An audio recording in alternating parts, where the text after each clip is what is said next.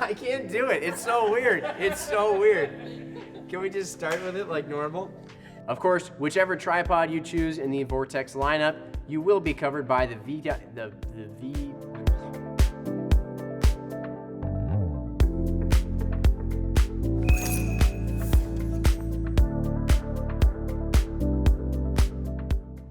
Hey everybody, today we're going to talk about the differences between the Mountain Pass tripod, the High Country 2 tripod, and the Summit Carbon 2 tripod. First, let's address some of their similarities. The most notable being that all of these tripod kits come with the same two-way adjustable pan head. That head is capable of supporting up to 22 pounds, and it is Arca-Swiss compatible. It also comes with a quick release plate that is Arca-Swiss itself, with a 1/4 threaded insert that can attach to your binocular adapters, your spotting scope bodies, and anything else with the 1/4 threaded portion in the bottom of it. Other similarities between these kits include the fact that they all have a removable center section with a counterweight hook on the bottom, which you can hang weights from for improved stability of the tripod. Then you're also going to see when it's in the stowed position, all of them have the rubber packing strap, and then all the way at the bottom they all have rubber feet for keeping solidly in place on the ground. 3-angle leg pivot locks on all of these tripods allow the tripod to be put in just about any position, up high off the ground or with the legs completely splayed out and nice and low to the ground. Now let's address some of the differences between these tripods. The biggest differences you're going to see between all of them will be primarily size, weight, and also construction or material that they're made of.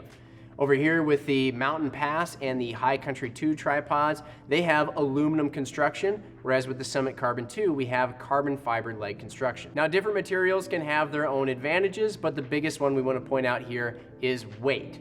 Let's compare similarly sized tripods with the Mountain Pass over here with the aluminum leg construction and the Summit Carbon 2 with its carbon fiber leg construction.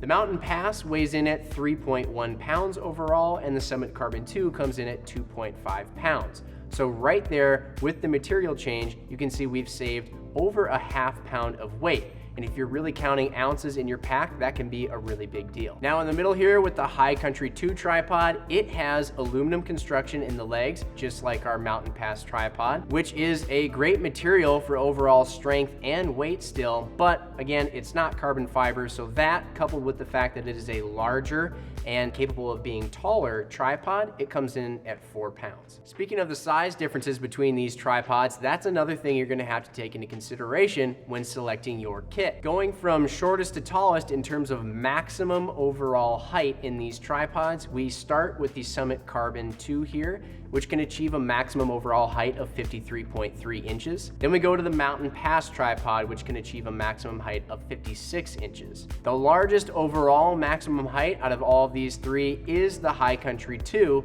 which comes in at a maximum height of 62.5 inches. So here we have all the tripods at their maximum height. I'm 5'10", just for reference, and we have the Summit Carbon 2 and the Mountain Pass tripods over here, the smaller and more packable of these three tripods. But as you can see, if I'm at standing height here, probably the only optic I'm going to be able to comfortably use is something like an angled spotter, which I can look down into. A straight spotter or binoculars, I'm going to have a harder time getting behind those.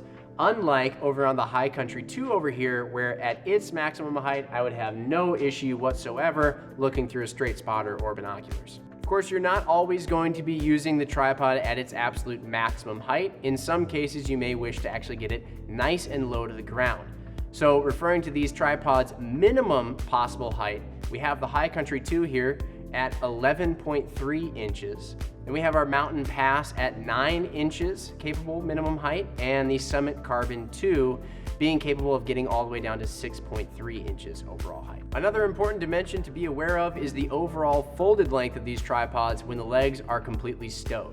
The Summit Carbon 2 and the Mountain Pass tripods are able to stow smaller than the High Country 2 here because they have 4 leg sections as opposed to the High Country 2's 3 leg sections. With the Summit Carbon 2, it can condense all the way down to 18.1 inches in length.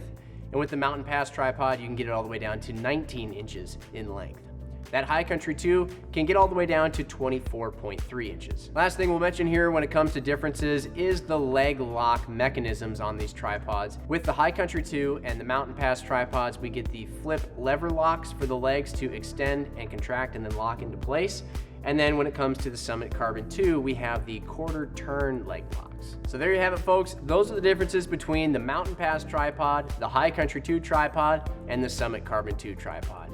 As you can tell, the Summit Carbon 2 and the Mountain Pass are definitely smaller and built for packability, whereas the High Country 2, if you can live with a little bit extra size and weight, is capable of getting up to a taller overall height. Of course, whichever tripod you choose in the Vortex lineup, you can rest assured that it's going to be covered by the VIP lifetime warranty. If you have any questions about the models we talked about here in particular, or really any of our Vortex products, definitely let us know. You can hit us up in the comments below or via social media, phone, email, whatever works best for you.